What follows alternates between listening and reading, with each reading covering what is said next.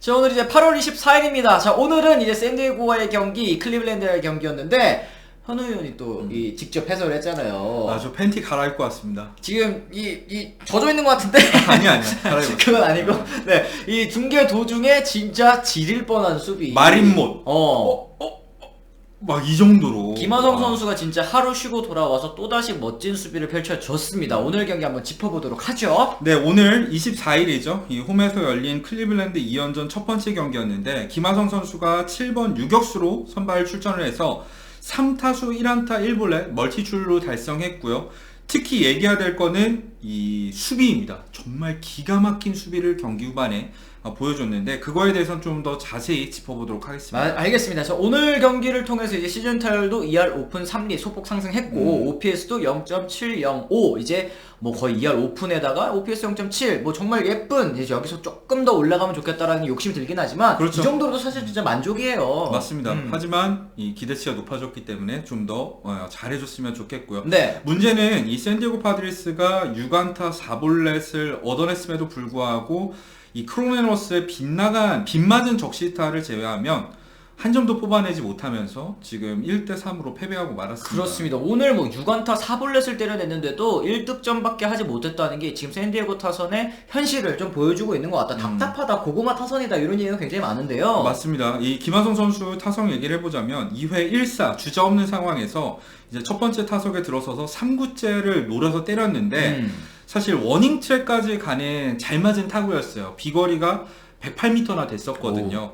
하지만 마지막 순간에 뻗지 못하면서 이제 플라이 아웃으로 물러나고 말았었고요. 그렇습니다. 4회 2사 1루 상황에서도 이제 바깥쪽 커브 참으면서 볼넷을 얻어냈는데요. 사실 오늘 경기 이제 이 드루리 선수가 심판 이 볼 스트라이크 판정에 항의를 하다가 퇴장당하지 않았습니까? 항의를 안 할 수가 없었어요. 이 드루리 앞서서도 똑같은 공을 한 차례 잡아주기도 했었는데 정말 커브볼이었고 낮은 쪽으로도 그리고 바깥쪽으로도 크게 빠진 공을 심판이 경기 초반에 2개나 잡아주면서 이 샌디에고 타자들이 엄청나게 심판 존에 불만이 있었고요.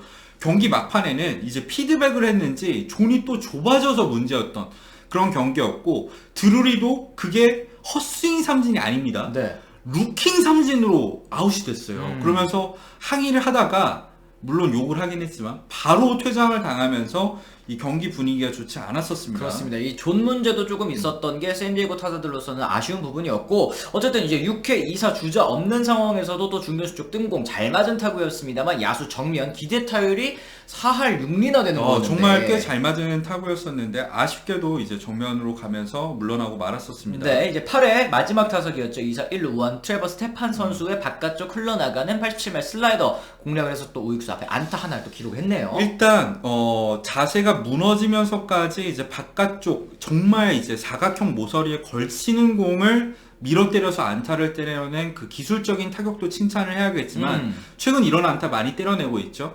숫싸움이 너무 좋았어요. 그래요. 계속해서 지금 패스트볼 아니면 스플리터를 상대 투수가 던지는 상황에서 스테판 선수의 슬라이더를 기다리고 있다가 정확하게 타이밍을 맞췄기 때문에 안타를 때려낼 수 있었던 거거든요. 이게 존 바깥쪽, 그러니까 우타자 기준 바깥쪽 구석에 정말 제구가 잘 된 공이었는데 김하성 선수가 공략한 게 일단은 최근 타격감도 굉장히 좋구나라는 점을 좀 알 수 있었습니다.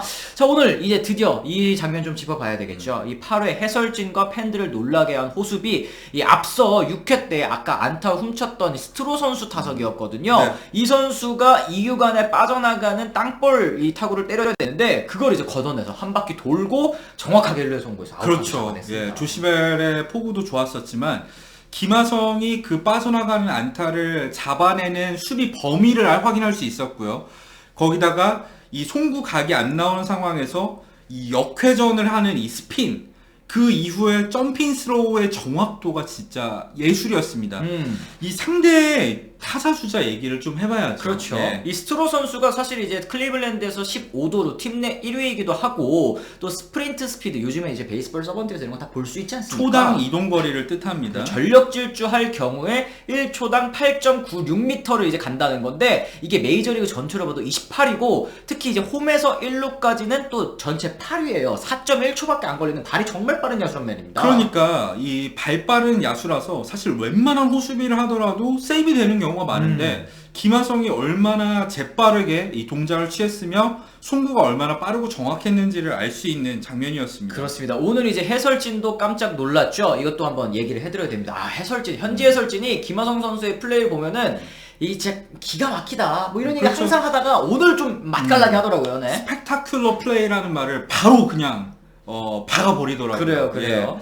왜 보는 재미가 있는 선수인지 알 수 있는 장면이었고 스핀, 송구, 그리고 정확성, 그리고 뭐 벨도 포구를 잘 해주긴 했지만 왜 김하성이 팬들로부터 사랑을 받을 수밖에 없는지 보여주는 플레이였다, 이런 얘기를 했거든요. 맞습니다. 또 해야 될 동작을 보였고 KBO 리그에서 골드 글러브를 탄 것처럼 메이저 리그에서도 탈 수 있을지 우리 한번 이건 지켜보자. 살짝 오해가 있어요. 골든 글러브는 이제 타격까지 반영한 지표고 KBO는 그쵸. 메이저 리그 같은 경우에 골드 글러브는 단순히 진짜 정말 수비만 보고 주는 상입니다. 맞습니다. 이제 마운드 위에 있던 루이스 가르시아 선수도 뭐 이러면서 이제 김하성 선수에게 그것도 그건데 일단 김하성이 공을 받아낸 순간 샌디에고 그 페코파크 팬들이 소리를 지르면서 일어나기 시작해가지고 아웃이 되니까 진짜 기립박수. 기대를 할 수밖에 없다. 소녀 팬을 딱 그때 카메라가 잡아주는데 와 이런 표정이었거든요. 근데 제가 중계를 하면서 똑같은 표정 짓고 있었어요. 그래요. 네.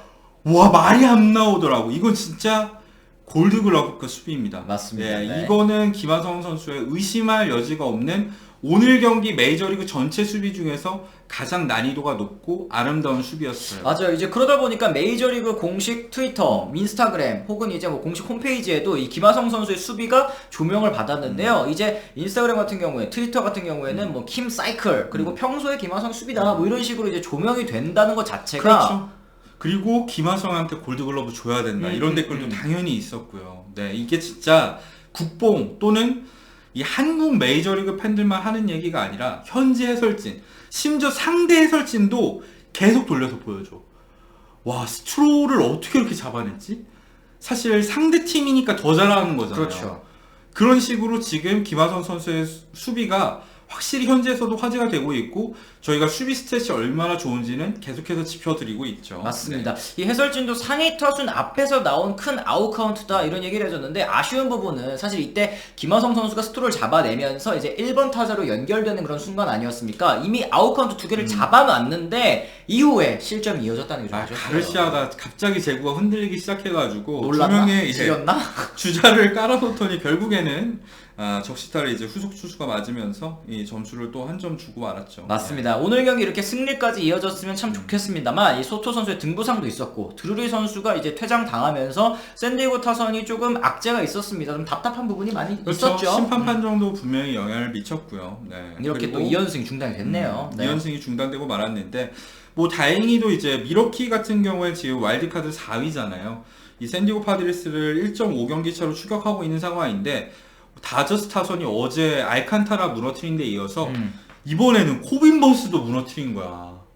진짜 다저스 타선이 크게 도와줬어요. 그러게요. 샌디에고 예. 입장에서는 좀 어쨌든 도움을 받았다 맞습니다. 말씀드릴 수 있을 것 같고 오늘 또 그리고 경기 전부터 사실 이제 타티스 선수의 이 사과 기자회견 덕분에 좀 분위기가 어수선하기는 했던 것 같더라고요. 그렇죠. 타티스 주니어가 어쨌든 이제 그 약물 적발 이후에 공식적으로 이 파코파크에 방문해서 인터뷰를 했었고 이제 선수단 그리고 프런트 오피스한테 사과도 하고 인터뷰도 진행을 했었는데 일단 팬들한테 너무 미안하다고 일단 사과를 하면서 시작을 했지만 네. 뭐 본인이 실수를 했다는 거는 계속해서 강조를 하긴 그렇죠. 했어요. 변명의 여지 없대는데 계속 실수는 실수였다고 또 이렇게 얘기를 하니까 변명의 여지가 없는 실수였다. 그래. 네, 이렇게 얘기를 했죠. 그렇습니다. 일단은 왼쪽 어깨 통증이 좀 있지 않았습니까? 그거 이제 수술 받고 다음 시즌 이제 징계 끝날 때에 맞춰서 돌아오겠다. 이런 이거는 얘기까지 뭐 했죠. 좋은 선택을 내린 거죠. 이 샌디에고 구단에도 좀 도움이 되는 선택이 됐으면 좋겠고 네. 이 지역지인 샌디에고 유니온 트리뷴이 오늘 뭐 어제였죠. 기사를 썼잖아요. 김하성은 타티스를 대체할 필요가 없다. 김하성은 김하성뿐이다 이렇게 말을 했는데 그러니까 김하성은 저도 맞다고 그냥 뭐 생각해요. 김하성이 잘하는 거 하면 뭐 그걸로 그만이다 뭐 이런 뜻으로 또 받아들이면 되겠죠. 맞죠. 김하성 선수 충분히 잘해주고 있고 앞으로도 멋진 활약 이어갔으면 좋겠습니다. 맞습니다. 이미 뭐 메이저리그에서도 자신만의 경쟁력이 있다는 것을 이제 어필한 김하성 선수이기 때문에 앞으로도 또 시즌 끝까지 또 이런 활약, 좋은 활약 또 펼쳐줬으면 좋겠습니다. 자, 이렇게 해서 저희가 오늘 경기 김하성 선수의 활약을 한번 또 다시 짚어봤고요. 저희는 또 내일 다른 컨텐츠로 다시 돌아오도록 하겠습니다. 지금까지 시청해주신 분들 모두 감사합니다. 고맙습니다.